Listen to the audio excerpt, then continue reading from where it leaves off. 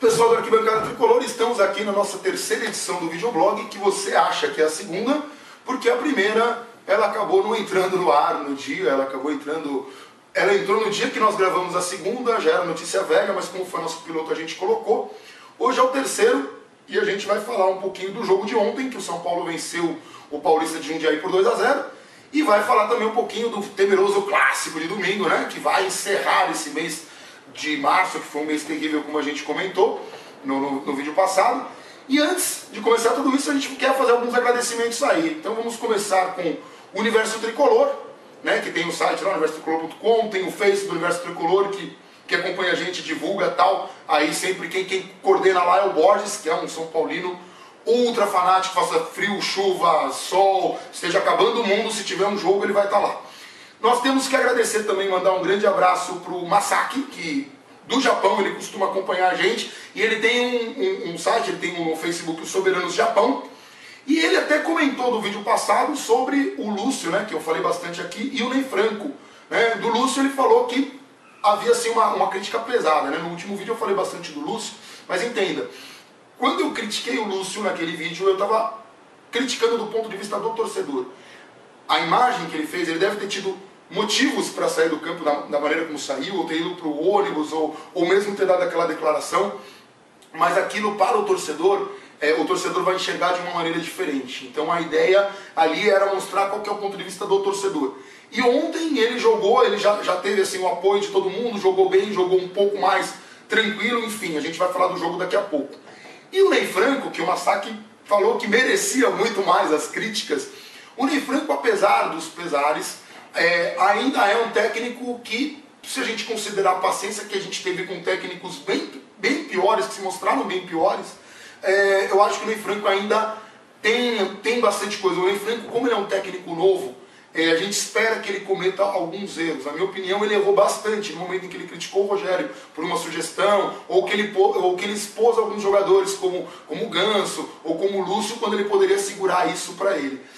Dentro de campo, ele comete um ou outro erro, e às vezes em teimosia, ele demorou muito tempo para se convencer de que os laterais não estavam jogando bem, ele demorou muito tempo para se convencer de que aqueles volantes talvez não fossem os ideais, ele insistiu em algumas coisas que a torcida ficou ali cobrando, ele insistiu muito tempo com o Rodolfo, mas não se pode reclamar do Ney Franco em relação a ser ousado. É um técnico ousado e tem uma filosofia de jogar a bola para frente. Então assim, ele tem um elenco bom, e eu ainda vejo possibilidades de acertar.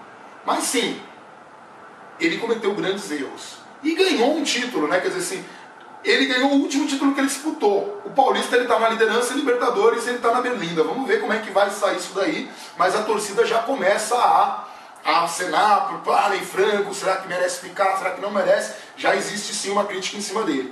Mandar um abraço também para o pessoal do SPFC Digital, que costuma transmitir os jogos pelo rádio, o Rit, o Magneira, o Carlos Porte, que é uma equipe bacana, e você que gosta de assistir o jogo, você pode escutar a transmissão dos caras.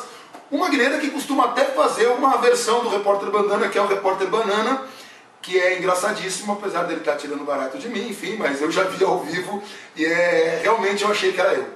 E o Tu És Forte, Tu És Grande, São Paulo FC, que é uma fanpage do Facebook, que quem gerencia o Adriano Carvalho, mandar um abraço para eles. Vocês podem encontrar esses vídeos lá também, o pessoal que está fazendo um trabalho aí começando. Sobre a partida de ontem, o São Paulo foi até Jundiaí quebrar um tabu. Desde 1986 que a gente não vencia um jogo lá, né, no estádio de Jundiaí. Na verdade, o Lugano deu uma força no jogo beneficente, que ele ganhou e nós fizemos a cobertura, tem fotos disso e tal. E sobre Jundiaí, a gente quer mandar um abraço para o pessoal que acompanha a gente, que é o Ivan, a Fátima e a Vivi, que é o pessoal da equipe de lá. O que foi o destaque do jogo ontem? Primeiro, a união do grupo. O Rogério Ceni falou bastante do Fabrício, que jogou muito bem. O Luiz Fabiano fez 2 gols, deu aquela desencantada, ele não quis conversar com a imprensa, mas ele comemorou bastante os gols, até o Rogério Ceni saiu do gol para cumprimentar ele no segundo gol. O Fabrício, que cruzou a bola no segundo gol, jogou bastante. E um destaque que foi assim muito criticado no começo do ano, desde que foi contratado até, e que o Ney Franco estava insistindo bastante, mas que ontem jogou bem, e não é piada, foi o Douglas. O Douglas jogou bem, merecia o gol, procurou. Assim, tudo bem que o adversário não era um adversário muito exigente do ponto de vista técnico, é um adversário fraco, mas a gente não pode deixar de falar que o Douglas ontem jogou bem, surpreendentemente bem. O Cortez, infelizmente, seguiu na linha do que ele já vinha fazendo e, na minha opinião, o Cortez ainda tem que brigar para tomar a vaga do Carleto, que está jogando um futebol mediano, mas ele é mais forte no apoio, mais forte na marcação. Mas o Cortez é um cara que a gente sabe que tem potencial, então assim, o São Paulo precisa de ajustes. Em relação ao clássico de domingo, né, dia 31 de março encerra o mês e nós temos também a comemoração da Páscoa, vai acontecer o majestoso. Né? O majestoso, talvez um dos majestosos que menos vale alguma coisa na história. Né? Nenhuma das duas equipes está disputando mais nada, o São Paulo dificilmente perde a liderança, não sei nem se matematicamente ele consegue perder a liderança para outra fase.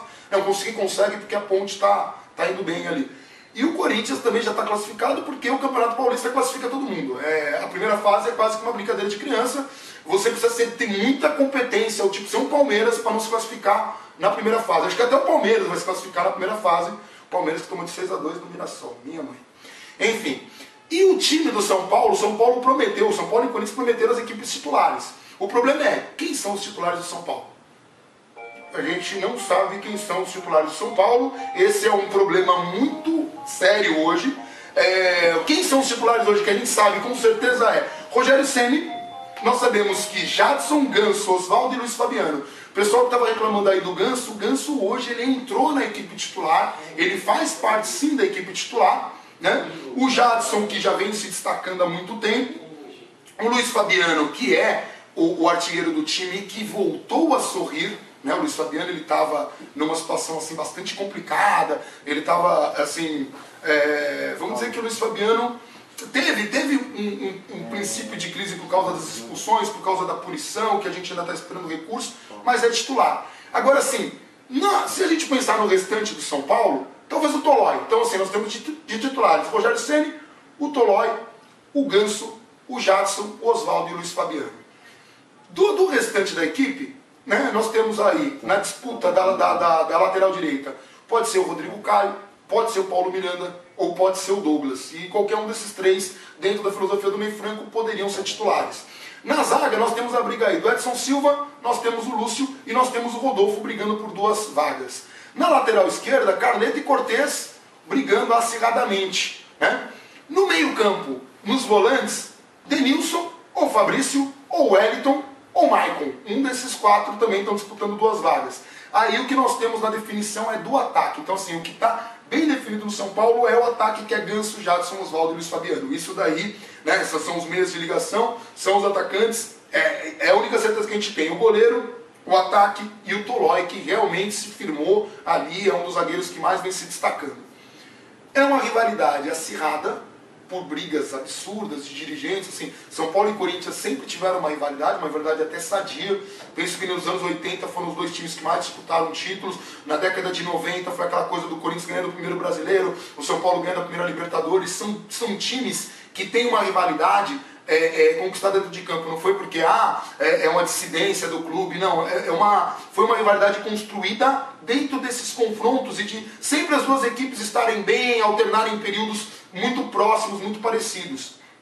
E ela foi potencializada com a briga do Juvenal, com o Andrés, foi uma coisa complicada e tal. Hoje a coisa está mais tranquila, mas a rivalidade permanece. Então assim, mesmo sendo um jogo que não vale nada, deve ter assim, esse tempero que nenhum time, acho que do Brasil, gosta de perder do Corinthians, porque é uma torcida majoritária, tanto quanto o Flamengo, nenhum time gosta de perder do Flamengo. E o São Paulo é o time hoje em condições. Hoje no ranking de torcida nós temos Flamengo, Corinthians, São Paulo, então sempre que há o confronto essas 3 equipes vai chamar atenção.